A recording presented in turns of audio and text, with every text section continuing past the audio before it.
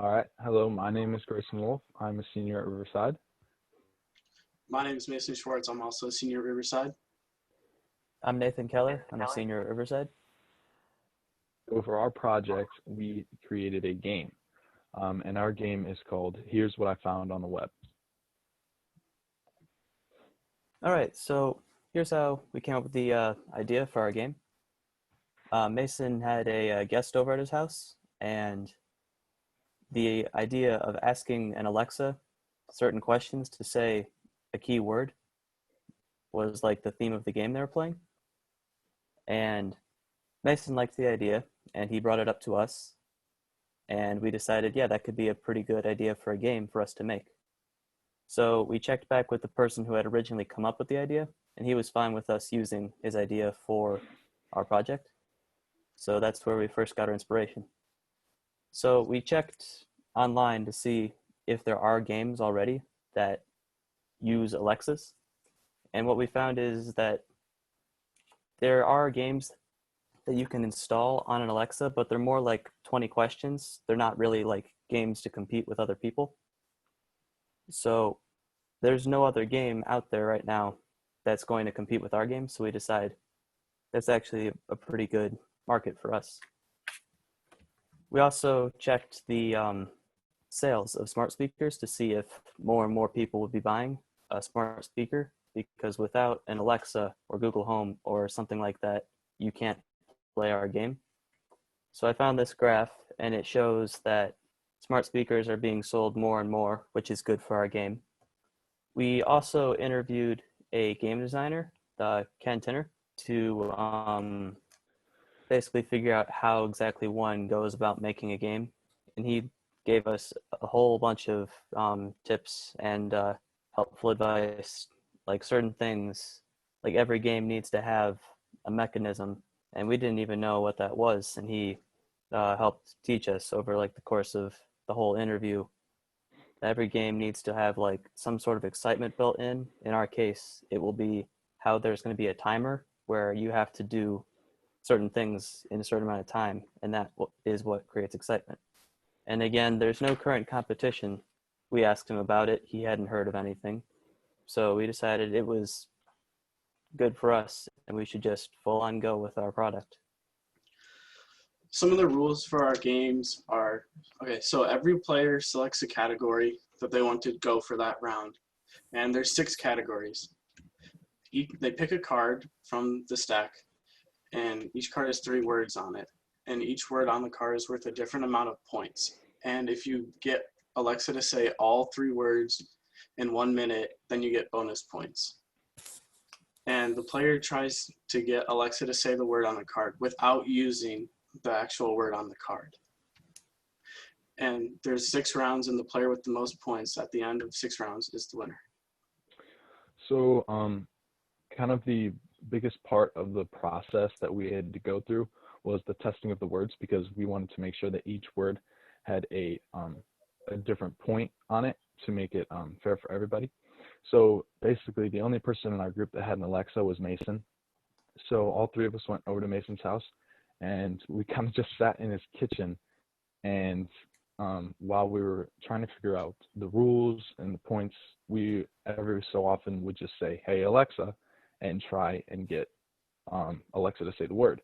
And down at the bottom, I have the color key that we had, and so it was based off of how many times it took us to get Alexa to say the word. So green was 1, blue was 2 to 5, orange is just the key text that we had. Bold blue was many tries. Sometimes it took up to like 10 tries to get to say it. Black was the untested, and then the black bold was just the header of each category. And all the words were put into different categories. And I think one of the problems that we had was that like we didn't have like 100 people to test each word to get like a fair account of like the number, like how many tries it took 100 people to do it. Because like somebody like me who knows sports and is really good with sports could get New York Yankees in 1 try very easily, but somebody that doesn't know about sports, it could take them a very long time. So like, New York Yankees we could put as a 1 pointer, but for some people it could be really hard. And then on that next slide, I actually have screenshots of this spreadsheet that we had. So as far as the potential future of our game goes, we have different options we could take. We could create a commercial and put it on Kickstarter, so that way we could get money to actually fund the production of our game. Or we could go to a game producer and like just sell our idea to them. Ken Tinner, he could connect us to many game developers, and that way we could sell our idea. Or we could partner with a smart speaker company like Alexa. Originally, we were going to throw together a proposal for February 20th, but unfortunately, Ken had like family emergency and we could not do that. All of our ideas right now may not work in the current state of the world, but as soon as things return back to normal, this could be something we could definitely go further with. If you do have any questions, you can email me at 20kellern@riversideschools.net or Mason Schwartz at 20schwartzm@riversideschools.net or Grayson at 20wolfg@riversideschools.net. Something that I learned from this whole process of creating a game is how much goes into just creating a game and what sort of skills you need to create a game. You have to be able to contact people who know things that you don't. You have to do a lot. You have to first come up with an idea, execute the idea, get someone sold on it, and then create a whole bunch of art that we haven't even created yet. Mason, what have you learned in this? I didn't know how much like play testing would have to be involved in every single game. Like we have, I think, close to 350 words, and it took a very long time. And sometimes like we would have people help us, and it takes a very long time, and you have to be creative.